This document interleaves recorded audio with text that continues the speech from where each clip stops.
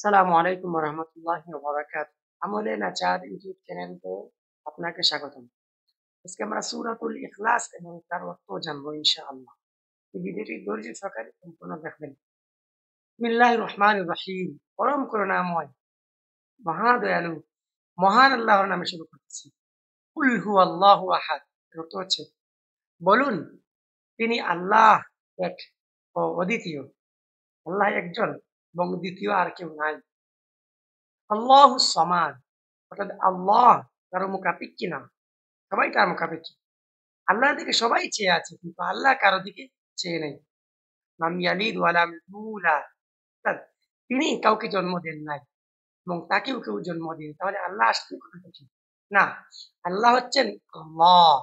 এই আল্লাহর উপরে আর কোনো আল্লাহ নাই। এই আল্লাহর সমান আর কোনো আল্লাহ নাই। তিনি সরাসরি কাউকে জন্ম দেননি, কিন্তু সবাইকে তিনি সৃষ্টি করেছেন। আল্লাহ রাব্বুল আলামিন সবাইকে লালন পালন করেন এবং ওয়ালাম ইয়াকুল লাহু কুফুয়ান আহাদ। সবাই এখানের মধ্যে কুফুয়ান আহাদ বলবেন। এর অর্থ হচ্ছে এবং তার সমান কেউ নাই। আমরা আমলে নাজাত ইউটিউব চ্যানেলটি এখনই সাবস্ক্রাইব করি এবং পাশে থাকা বেল আইকনটি অন করি। দেখা হচ্ছে আবারও আপনাদের সাথে পরবর্তী ভিডিও। আসসালামু আলাইকুম।